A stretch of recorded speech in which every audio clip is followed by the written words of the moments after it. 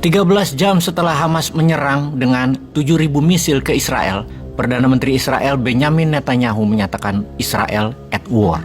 Israel berperang melawan Palestina secara resmi dan terbuka, dan mulailah Israel melakukan serangan balik ke Palestina di Gaza terutama. Awalnya, di hari Sabat, hari sucinya Yahudi, Hamas menyerang dari sisi selatan Israel dengan roket ke arah Yerusalem dan Tel Aviv juga yang menewaskan 300-an orang lebih, melukai lebih dari 1.000 orang penduduk sipil dan menculik serta menyederai puluhan tentara dan menyerang instalasi militer Israel. Serangan Hamas terkoordinasi rapi dari darat, laut, udara. Dari udara menggunakan paraglider menembaki warga, kapal atau semi-military boat, juga drone. Dari darat ratusan orang bersenjata roket, senjata serang, dan ribuan warga turun masuk ke perbatasan Israel juga menggunakan bulldozer untuk membuka pagar kawat perlindungan warga Israel dengan Gaza Palestina.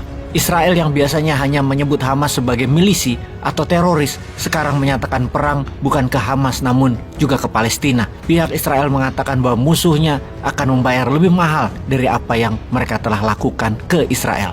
Akan sampai berapa lama hal ini bisa berlangsung? Semua tidak ada yang tahu karena kemarahan dua belah pihak antara Israel dan Yahudi adalah cerita lama, dendam lama, kebencian lama. Yang sekarang dapat dipastikan serangan Hamas merupakan surprise attack, tidak ada yang memprediksi sebelumnya. Juga merupakan serangan pembuka yang sukses. Bahkan Mossad, intelijen Israel, kecolongan dalam hal ini. Sesuatu yang mereka jaga bertahun-tahun akhirnya terjadi juga. Israel off guard, lengah, sehingga ribuan milisi Hamas dan penduduk Palestina yang mendukungnya masuk ke wilayah Israel yang bagi Palestina itu wilayah mereka. Hamas memberi nama penyerangan tersebut Operation Al-Aqsa Flood, yang kemudian oleh pihak Israel 13 jam kemudian di tanggal 7 Oktober dibalas dengan Operation Iron Sword, yang sampai informasi ini diturunkan telah membunuh 400 warga dan mencederai lebih dari 2.000 warga dan tentara Palestina beberapa jam setelah operasi itu diluncurkan.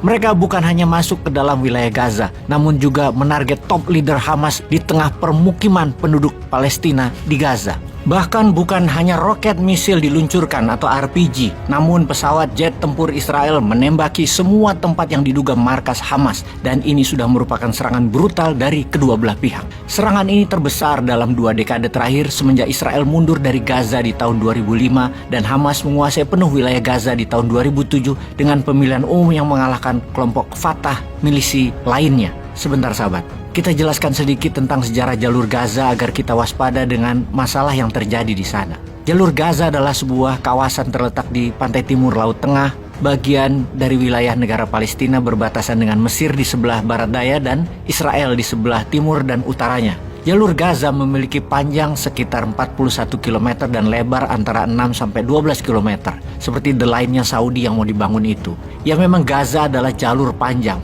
Populasi di jalur Gaza berjumlah 1,7 juta jiwa. Mayoritas penduduknya merupakan pengungsi Palestina yang melarikan diri ke Gaza setelah meletusnya Perang Arab-Israel di tahun 1948. Pada awalnya, jalur Gaza secara resmi dikelola oleh pemerintah seluruh Palestina yang didirikan oleh Liga Arab pada bulan September 1948. Sejak pembubaran pemerintah seluruh Palestina tersebut pada tahun 59 dan 67 atau pada tahun 1959 hingga tahun 1967, jalur Gaza secara langsung dikelola oleh Mesir. Israel merebut dan menduduki jalur Gaza pada Perang 6 Hari pada tahun 1967 dan kemudian berdasarkan persetujuan damai Oslo yang disahkan tahun 1993, otoritas Palestina ditetapkan sebagai badan administratif yang mengelola wilayah tersebut. Israel masih mempertahankan kontrol terhadap jalur Gaza di wilayah udara, wilayah perairan dan lintas perbatasan darat dengan Mesir. Israel menarik diri dari jalur Gaza pada tahun 2005 setelah ada konflik dengan Hamas dan Gaza menjadi bagian dari teritori Palestina, dan kemudian setelah pemilihan umum legislatif Palestina di tahun 2006, Hamas menjadi penguasa de facto di jalur Gaza yang kemudian membentuk pemerintahan Hamas di Gaza.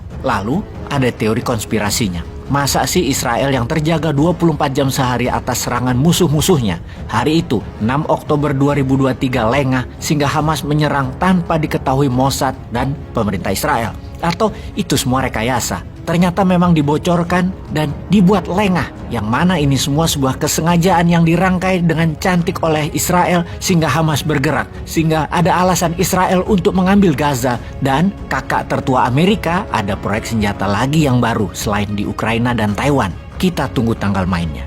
Selalu waspada. Peace.